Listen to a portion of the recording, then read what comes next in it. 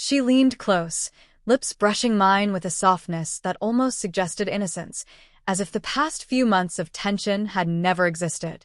I held her gaze a moment longer, feeling the weight of the truth pressing against my chest. My name is Daniel, and for 5 years, I had entrusted Sarah completely. She had been my confidant, my partner, my closest ally, the one I had shared every hope, dream, and secret with. But recently, that foundation had begun to crack. Subtle shifts, whispered excuses, unexpected absences, all small, almost imperceptible signs, pointed to a reality I had refused to acknowledge. At first, I blamed myself, wondering if my attention had faltered or if I had overlooked the warning signs. Then, one evening, I could no longer ignore the undeniable, her phone constantly face down, calls cut short the moment I entered a room, fragments of conversations she tried to erase from memory. And then came the proof I had feared most, messages exchanged with someone named Jason. Reading them made my stomach twist. The reality was undeniable. I read the words again and again, hoping for some rational explanation that never came. They spoke of betrayal, carefully concealed but unmistakable.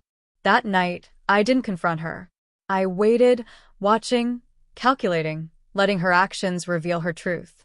Sarah continued her performance, smiling, embracing me, pretending that everything was ordinary. Yet I had followed the threads, uncovered the full extent of her deception, and I knew what I had to do. Jason was dealt with, not impulsively, but in a way that left no room for doubt, no lingering threats, no ambiguity. The following evening, Sarah moved through the house, as if nothing had changed. Dinner was light, conversation easy, laughter playful. When she leaned in, expecting a gentle kiss, I steadied her shoulders, looked into her eyes, and spoke softly, "I know about him. And he's already paid." Her expression shifted instantly, shock, disbelief, fear, rushing over her like a tide.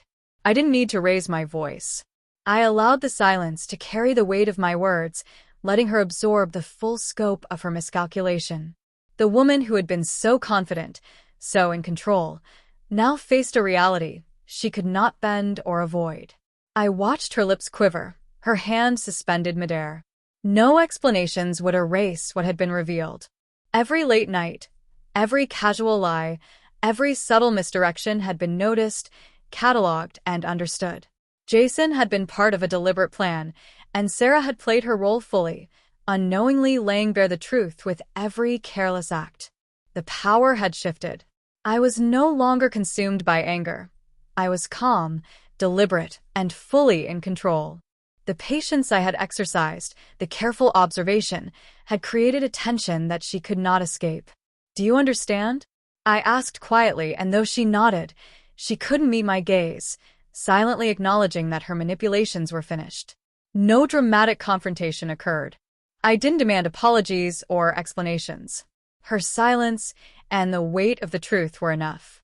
Jason had been dealt with, leaving her alone to confront the consequences. The quiet dominance of truth was far more potent than any outburst of emotion. Sarah's confidence, once so natural, had crumbled. Each movement, each glance was measured, careful. She tried to speak, but her words faltered. There was nothing left to justify. The betrayal had been exposed and addressed.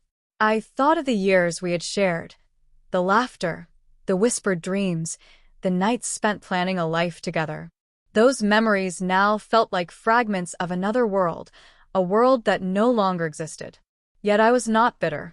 I had acted with clarity, with control, and with the patience required to reveal the truth fully.